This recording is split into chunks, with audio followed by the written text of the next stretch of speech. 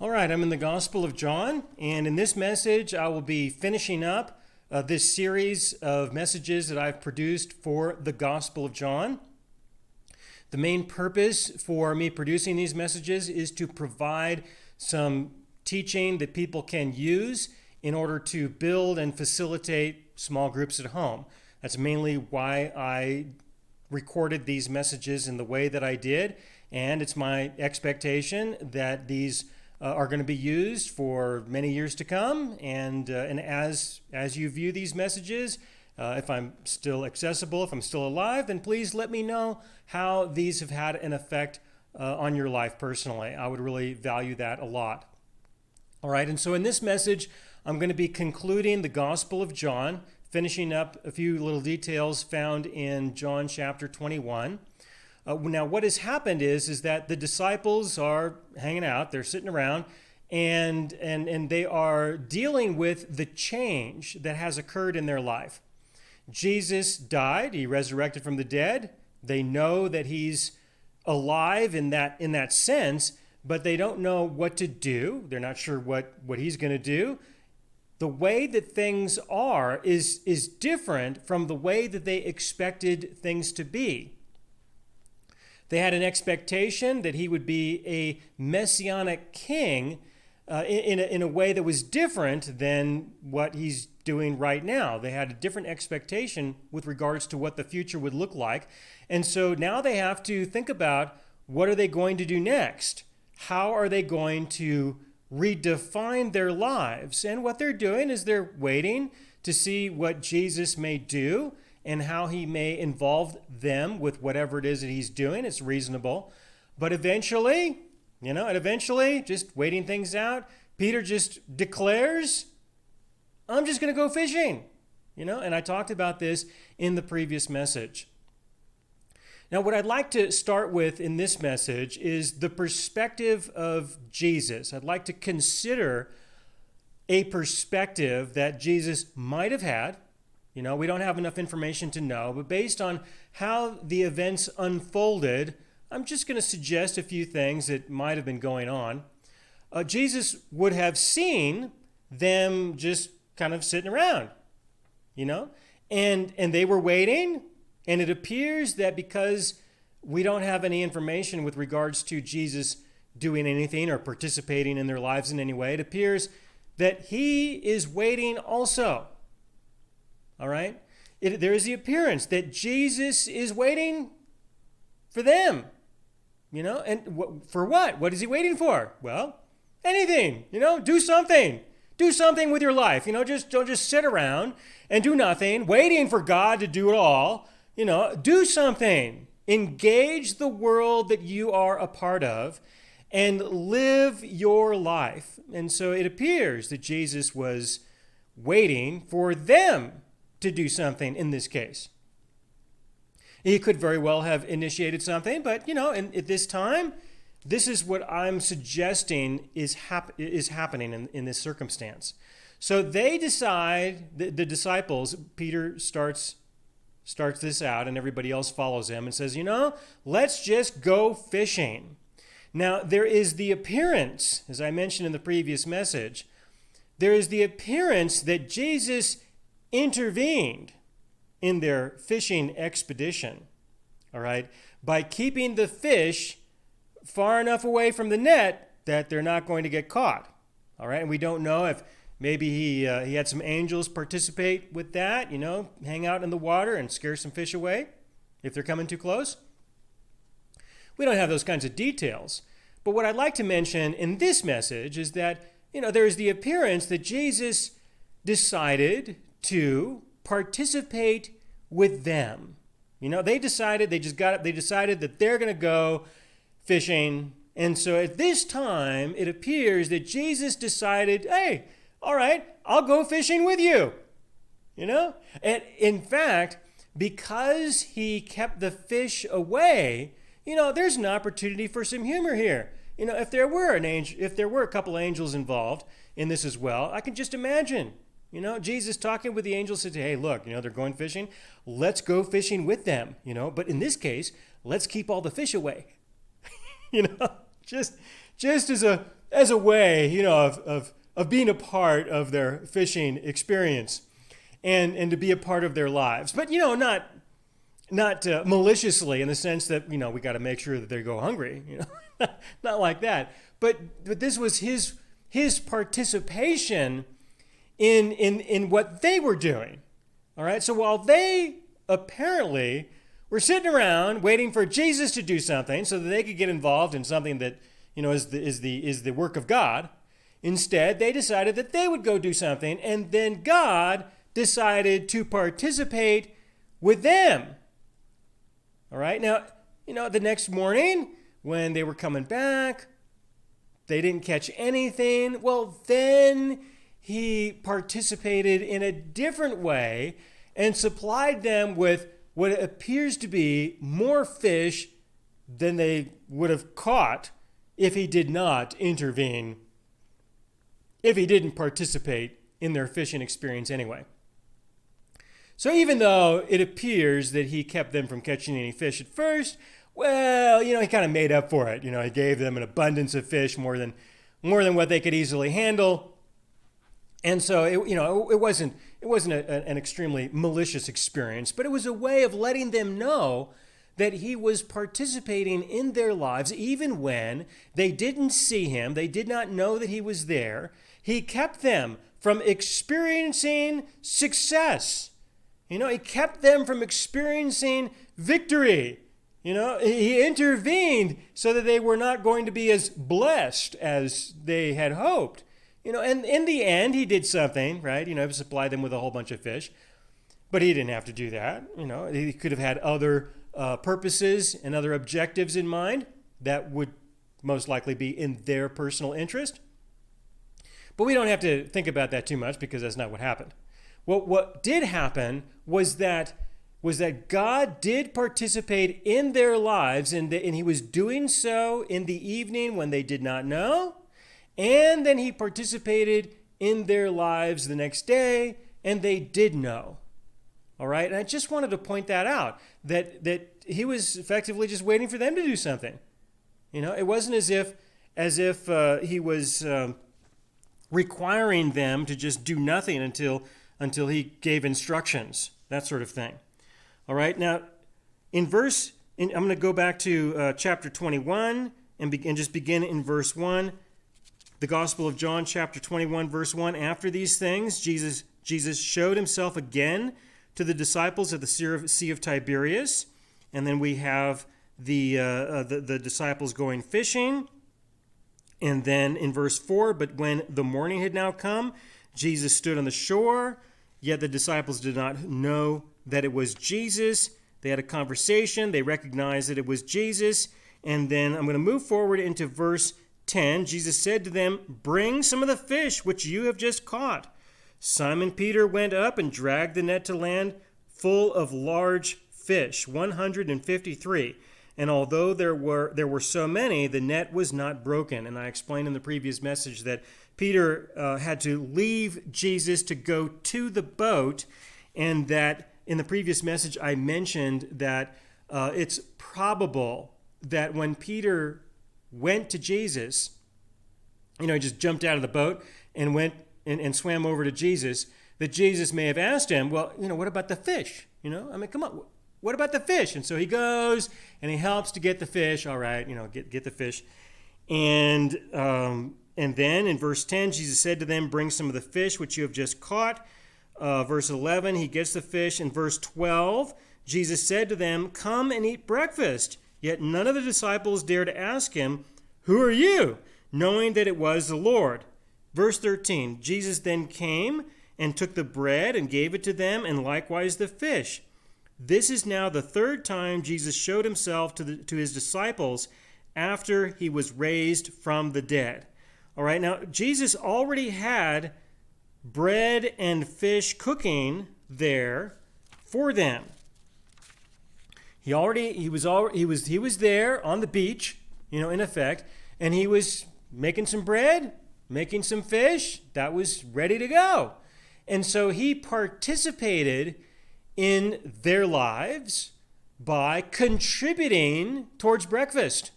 He contributed towards breakfast. He had some bread ready to go, some fish ready to go, asked them to bring some more fish. All right, so they would be eating some fish that Jesus had already prepared for them while some more fish was cooking, and so by the time, approximately when they're done eating what was already prepared, now they got some more, that was what Jesus was doing in their lives. He was participating in their lives with them. He provided the fire, and he started some food going for them. So, that's what was happening. Moving forward into verse 15, we then have the conversation that took place between Jesus and Peter. Okay, so in verse 15, so when they had eaten breakfast, Jesus said to Simon Peter, "Simon, son of Jonah, do you love me more than these?" All right, now that's kind of an interesting question. Here we got 7 or 8 other guys around the campfire eating some fish and bread. And Jesus just asks one of them, asks Peter, "Do you love me more than all these other guys?" That's an interesting question. And that can put a lot of pressure, not only on Peter, but also what about on the other guys? So are we now defining the relationship here? Is that what we're doing? Are we defining the relationship based on who loves Jesus more? Is that what this is? That's kind of an awkward way to have a conversation. All right, but this is how it got started. Was all right. Who here loves me more? Is it you? Kind of thing. And well, gosh, love is a difficult thing to define, and it's difficult to establish comparisons like that. What kind of a discussion is this going to turn into? So there's no way really to answer this question. The only one who could answer a question like that would be God himself, who does define all things related to truth and reality. And so, he's the one who would be able to answer that question properly. There's no way that we can compare each other with each other and figure out, okay, which one of us loves God more? And to what end? For what purpose? So if I don't love God as much as you do, well, so, what does that mean? Where does that go? I'm not interested so much in whether I love God more than you. I'm interested in, do I love God more now than how I did long ago? And my expectation is that in the years to come, I will love him more than I do now. The comparison is with myself in that sense, and not for the purpose of religious pride or anything like that. It's just a matter of, am I growing in my relationship with him? I would expect that as I do, my love for him would increase, regardless of what it is or where it ought to be or how it is in comparison with somebody else. This really shouldn't have any relevance in that sense. So, it's a provoking question is what it is. Jesus is, in a sense, he is provoking the disciples and creating the potential for a conflict. This is kind of a disruption in the peace and happiness that they could have been experiencing here. So it's kind of an awkward question. Let's proceed and see what happens next. So he asked him, do you love me more than these? He said to him, "Yes, Lord, you know that I love you." Okay, he doesn't say, "Yes, Lord, you know that I love you more than all of these." He doesn't, I am the one. Look at all these people here. I am the one who loves you more than anyone else here. He doesn't say that, which is appropriate. He shouldn't say that. That should not be the kind of response to that kind of a question. So he just says, "You know that I love you." Whatever that may be, you know that. So why ask me this kind of a question even? Why would you ask a question such as that When you know the answer, that could be considered to be a little rude, perhaps. And this kind of a question with regards to compare yourself with everybody else here and let's see how you stand up, that can be potentially relationally abusive from another point of view. It can be. So this is a very awkward conversation, but Peter handles it reasonably well by saying, you know that I love you. So yes, I love you. How much and in what way and to what extent is difficult to define, but there is a desire, that is present there. And Peter can answer that question with a reasonable degree of conviction based on his understanding of the subject of love. All right, so then Jesus responds, and he said to him, feed my lambs. All right, now, what does this mean? Right? I mean, does he have any sheep? Apparently he has no sheep. He has disciples. He has children born again by the Spirit of God, or as children of God. He has those. So to say to feed my lambs is an abstraction. All right? It's an abstraction. It's to say that he wants Peter to contribute to the lives of the other people who are the believers in Jesus. Contribute to other people's lives. To feed the lambs, if the idea of the lamb is an abstraction, then the feeding of the lamb is probably also an abstraction. Does that mean, okay, now look, go get a bunch of fish, find anybody who believes in Jesus and make sure that they're always well fed. No, I don't think that that's what he intended to say, because of the abstraction that he is presenting of the lambs and, feed my lambs.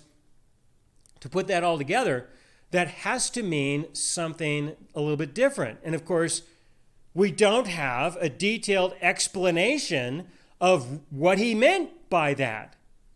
All right, so my suggestion, what I see from this, I can only tell you what I see from this, is that he's saying contribute to the lives of the other people who believe in him. And the biggest contribution that you can make in the lives of the people who believe in Jesus is to increase their knowledge of their God, of the Lord Jesus, to grow in the knowledge and understanding of who he is, what he has done, and how he relates to them. That to me, this is a way of understanding, feeding the lambs of God. That's something that I personally see. That has been a significant part of my life, of doing what I can do to contribute to the faith of other people. Not because Jesus told me to go feed his lambs, but just because that's just my conviction, what I wanted to do with my life. And so that's what I did. And I gave up a lot of alternatives of other things I could have been doing with my life as a result of that. And I'm okay with that. I am at peace with the decision that I made. I still have some time to go, and, I might decide to do other things. It just depends on what I have to do in many cases. But this is the conversation that gets started between Jesus and Peter. In verse 16, he says it again. In verse 16, he said to him again a second time, Simon, son of John, do you love me? All right, now this is a little bit different, the way that this is written here. He doesn't ask him to make a comparison. All right? So he leaves that out, which is good, because by asking that kind of a question initially, like I said, that's a little awkward, That's a little awkward. So he leaves the comparison out. Okay, all right, so you don't need to compare yourself with everybody else sitting around here, and say that you love me more than these people. All right, you don't need to do that, but do you love me at all? Just in general, do you love me? Now, this is a second time. Now, asking a question a second time is insulting, in many ways. especially, for some people who are a little extra sensitive about the subject of truth, because when you ask the question a second time, what you are really declaring through your question is that the answer that was given previously was a lie. All right? It's an accusation. To ask a question a second time, especially of this nature, is to declare that the previous answer was dishonest, and here is really an invitation. I'm going to invite you to adjust your answer so that it's more correct, in that sense. Now, there are some details with regards to the Greek words that are being used here, and that's a good study to do. And I'm not going to get into the details of that. But I'm just letting you know that is present, that's available, and you should do that. All right. But in this case, I'm just wanting to express the idea that even though those words are a little bit different, when you ask the question a second time, it still gives that hint. It gives that suggestion that this is just being rude, and it's also potentially being accusatory. It's especially as you change okay, well, do you love me this way? Do you love me this other way? It's provoking the potential conflict, all right? Because Peter will get defensive, and when a person gets defensive, that's because they feel like they're being assaulted. In that sense, they're being insulted, they're being violated, all right? And there is a potential for relational abuse, because there are people who do this to other people just fine. That I'm going to ask you something, I'm going to ask you again, I'm going to ask you again, and again, and it is intentionally, relationally abusing someone by asserting that person cannot be trusted. That their answers are going to probably be dishonest. So I'm going to give you an invitation to be more honest with me, and yet they already are. This is the kind of stuff that goes on between people.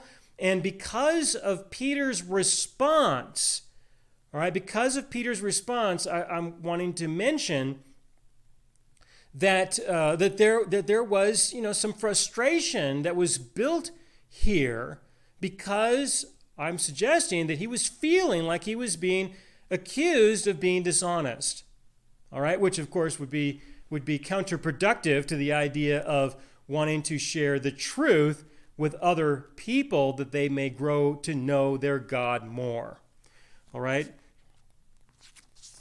So proceeding from verse 16, in verse 16 he said to him again a second time, Simon, son of Jonah, do you love me? He said to him, Yes, Lord, you know that I love you. He said to him, Tend my sheep. So he said to him a third time, Simon, son of Jonah, do you love me? All right, this is the third time. And you see, Peter was grieved because he had said to him the third time, Do you love me? All right, and it's that grieving that in this case I'd like you to see. Not so much is what kind of love is Jesus asking Peter about, but the fact that the conversation leads Peter to a state of being grieved by getting the question a third time. That this is, from his point of view, relationally abusive, in that sense. It's just not appropriate from his point of view to be asked these kinds of questions in these ways. And so his defensiveness and his grieving come out in response to this. All right? So proceeding from there, he says, you know all things. And he said to him, Lord, you know all things. You know that I love you. Jesus said to him, Feed my sheep. All right, again. Okay, so what does this do? This kind of creates a little bit of a posture between Jesus and Peter. A little bit of a posture. Peter is now grieving. He feels some defensiveness. What's this relationship now about? What is it for? And for me to feed your sheep? And what does that mean? It's all open-ended. Okay? So this conversation ends in an open-ended way in this sense of something that is not well-defined. It's reasonably undefined, which means that this is going to be something that Jesus will reveal to Peter more over time. That's all we got. We're just going to have to wait and see what this will mean and how this will transpire. And it's my opinion, by looking through the book of Acts, which describes the events that happen after this, that the closest that I can get to is to suggest that it has to do with go out and increase the knowledge and understanding of the Lord Jesus in the lives in the hearts of the people who believe in him. And that appears to be the nature of the conversation. Now, going back to when the disciples were recognizing that the way things was different from the way that they thought things should be. All right? And so here, taking that point of view and now going here, the way things are is definitely different from the way that anybody thinks that they should be. In fact, because of the open-ended nature of this, we can't really define this very well. So this will leave Peter and the other disciples by default. It will leave them in a circumstance where they are going to have an open-ended life ahead of them. All right? The life ahead of them is going to be somewhat open-ended. We have some reasonable direction to move in.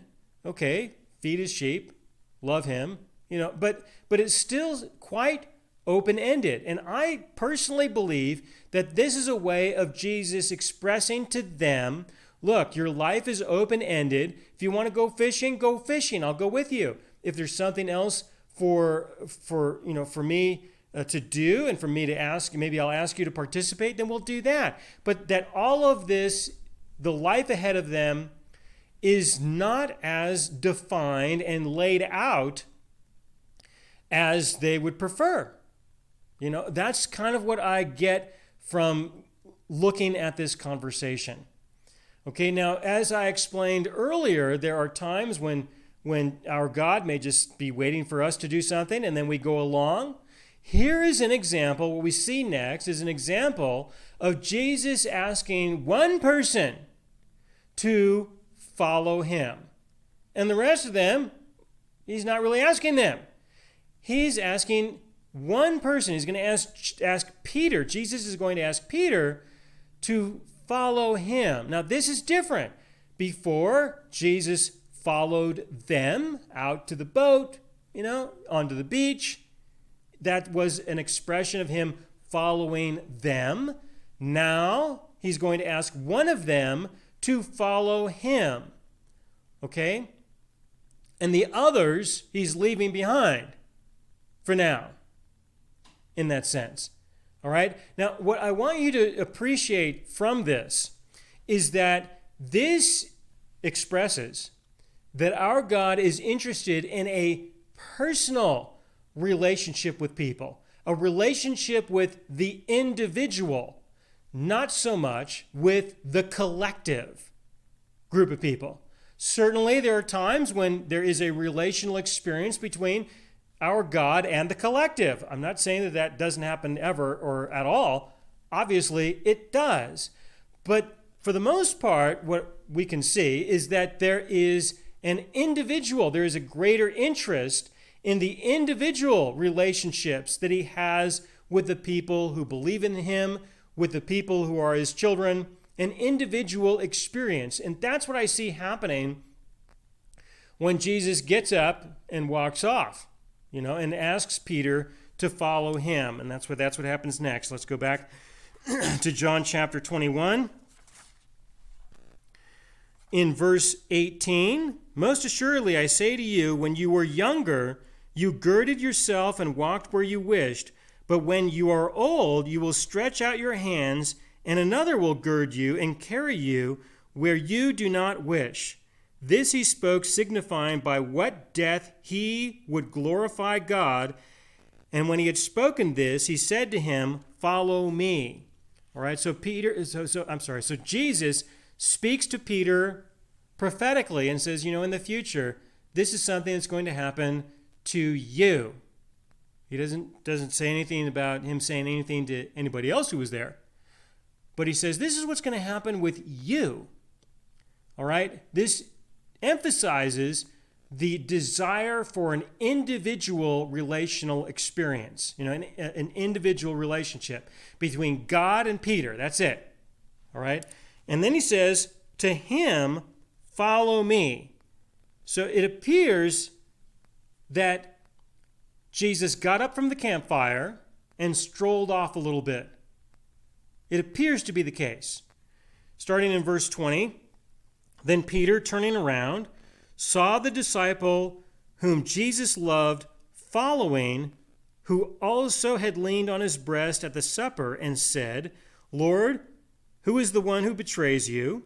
Peter, seeing him, said to Jesus, "But Lord, what about this man?" All right, so this is referring to John based on John's style of writing. I would say that this is most likely John who wrote this. And he was following them. Peter turned around, saw him following. So that gives me the indication that Jesus got up from the campfire and started walking off and told Peter to follow him. John decided, well, he didn't invite me, but, I want to go anyway. So he got up and started following them too. Peter turns around, sees him coming, and, after a few steps at least, after a little bit of a stroll, Peter would recognize that he's there with Jesus by himself. There he is, alone, with John following, in effect. But the other disciples are still back there. If it's just him, now we have something different. Now we have a different relational experience that's an individual relationship. It's not based on Jesus and the disciples as a collective. It's based on Jesus and his individual disciple, in this case, just Peter. This is different. And so Peter asked him, "But Lord, what about this man?" Jesus said to him, "If I will that he remain till I come, what is that to you? You follow me." All right, now there is a lot to be said about verse 22 here. All right, if it's my desire, if I decide that this guy can just stay here until I come back for him, if that's the case, it's a way of saying, look, if it's my decision to have nothing to do with him until much later, what does that have to do with you? What does that have to do with you at all? I mean, what is that to you, right? This is about Jesus and Peter. It's not about Jesus and Peter and the church, and the collective and the disciples, everybody else. It's not about that. It's now about Jesus and Peter, about the individual experience. And Peter's going to have to make this transition, it appears, of recognizing that it's between him and his God. It's not about all of them, he and part of a group, and that kind of thing. It's not about that. It's about an individual experience now.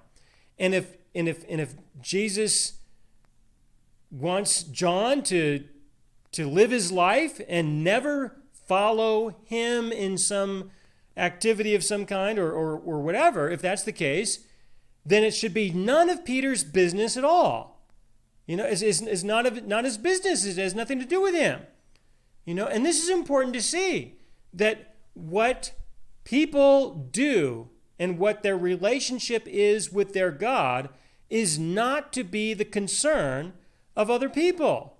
What you do with your life is not to be my concern. And likewise, what I do with my life is not to be your concern at all. It's none of your business.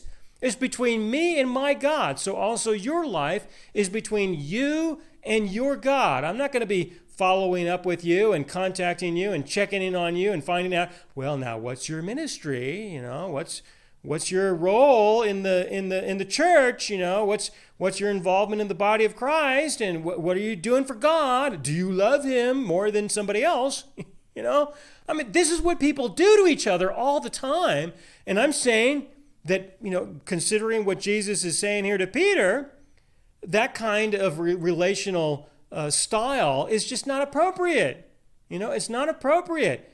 We can certainly enjoy what other people are doing with their God, and we should, but we should not be asking God to explain to us what he's doing, or what somebody else is doing.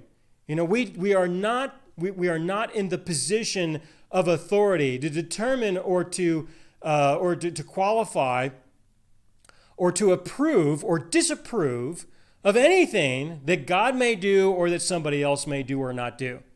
That is not our role. Our role in the life of our God and his role in our lives is for this to be an individual experience between us and him. And that's what he presents to Peter, that this is in the interest of God. All right, now there's a little bit of a pause here. Then in verse 23, then this saying went out among the brethren that this disciple would not die. Yet Jesus did not say to him that he would not die, but if I will that he remain till I come, what is that to you? All right, and this is normal, that people are going to take something that Jesus said, and they're going to interpret it or distort it into a way that they would like, that sounds good to them. Now look, like I said, there are some things that Jesus has definitely said and has recorded that appear to be open-ended, and so we can suggest that there are some possibilities. There's nothing wrong with saying that, well, maybe he was saying, but as a possibility, and to make it clear that this is a possibility. But he didn't say that John would remain until he returned. He didn't say that. He said if that was his desire. And so he makes this clarification, considering all the rumors that were being passed around at this time. It appears that John felt it was necessary to add this in here to make it clear that this is what he probably heard Jesus say, and that from his point of view, this is what he meant. All right, moving into verse 24. This is the disciple who testifies of these things and wrote these things, and we know that his testimony is true. A way of saying that when he refers to the other disciple or the one who Jesus loved, that sort of thing, that he is referring to himself, as I've spoken of throughout this text. Going to verse 25, and there are also many other things that Jesus did, which if they were written one by one, I suppose that even the world itself could not contain the books that would be written. And in the previous message, I mentioned this, that there was a lot that Jesus did and said that was not recorded. It has effectively been forgotten in that sense, and that this is okay with God. That God is okay with those things not being documented. All right? Now I'm going to speak about this just a little bit more to add to what I said in the previous message, because I know what I said previously might be a little shocking to some people. So I'm going to add a little bit more, and I'm going to explain how this is appropriate and why. Okay, now the things that Jesus did and the things that Jesus said were about the relational experience with the people that he was present with at the time that he did things. If he healed somebody, that was between him and the person who he healed. If he revealed some insights to somebody, that was something that he did for that person. These were individual experiences, individual interactions, a moment of relationship between him and those individual people. Okay? And we have some things that were recorded, that's wonderful, all right? But to say that obviously the overwhelming majority of these things were not recorded emphasizes the point that our God has an interest in these individual experiences that he could have with these specific people. If they were recorded and documented so that they would be disclosed to the whole world.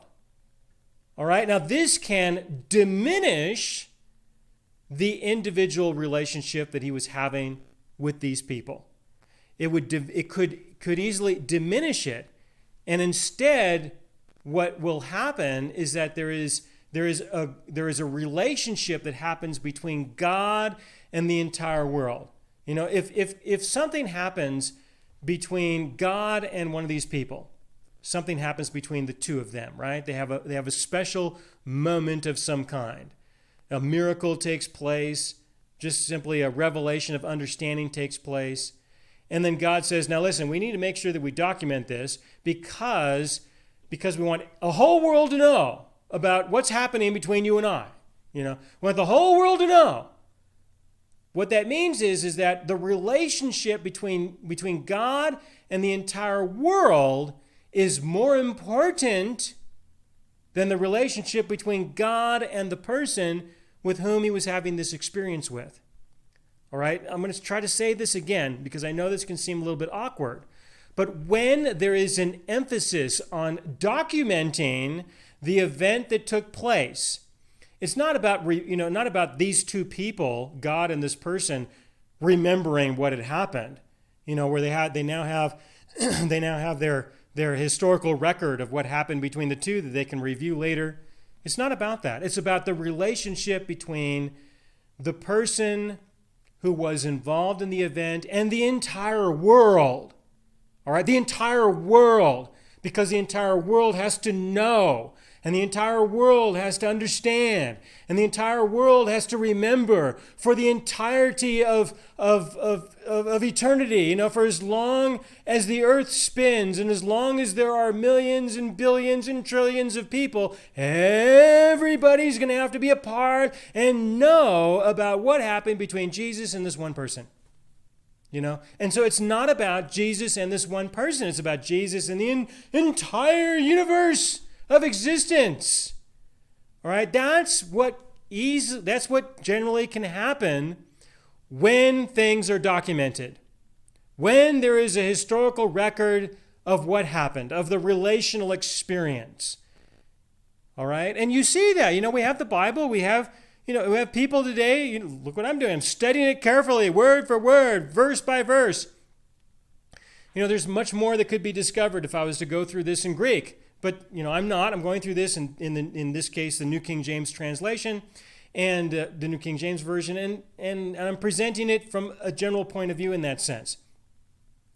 All right, but we look at this as this is for the whole world. You know, this is a relational experience for the whole world. Everybody's now a part of these relational experiences that were taking place. You know, to include this conversation that God was having with Peter about, do you love me? You know, here we are talking about, Peter and Jesus dealing with this question 3 times, do you love me? It's not about Peter and Jesus anymore. It's about Jesus and the entire world. It's about all of us. You know, what do we think about this? How do we think of Peter? You know, how do we think of Jesus? How do we think of this? And how do we think of that? And what were they intending? What does that mean? How does that affect us? You know, when we record all of these things, it's no longer about the relationship between the two persons who were involved with one another in a relational experience. It's now about, the precedence is now the whole world. All right? And so when it says here, when John says that there is so much more that has happened, and we don't know what those things are, I want you to consider that this really shows that our God wants to have personal, individual relationships, to have personal relational experiences with individuals, and for these things to only be known by Jesus, by our God and this other person, increases the value between Jesus, our God, and this person. It's a private, personal, relational experience between the two of them. If you get everybody else informed, you take that away. It's no longer about those two people, it's now about everybody. That's what it becomes about. So I want you to see that we have a God who definitely has an interest in having a personal, even in many cases very private, relational experience with his people, with you and him, he and you, and not just involve the entire church or the entire world in what is going on between the two of you. All right. Now, of course, the interest is that this is all based on the truth, because I can tell you an abundance of stories that have been related to me that I can tell from my point of view, from what I know about my God, are definitely not based on the truth, just based on people's imaginations. So, there has to be some caution and concern when it comes to that. But this is an opportunity for us to see that our God is looking for those individual experiences between himself and those and other people, and that he does value the privacy related to those things, and that it's not necessarily about how are we going to promote this and present this to the entire world and get all the world involved in this one personal experience, but that it's something to be shared between God and his child, and that's it. Okay, so that's what I wanted to emphasize at the end, for the end of John chapter 21, verse 25, with regards to all the books that could have been written and what we can see and appreciate from this. All right, now for those of you who are using this for your small groups, this is the last question I got for you for the book of John. How do you follow Jesus? It's just, it's an open-ended question. What does it mean to you to follow Jesus? How do you follow Jesus? It's a reasonable question that can facilitate some interesting conversation. All right, thank you, and I will see what I can do about doing some new messages on another book real soon. Thank you.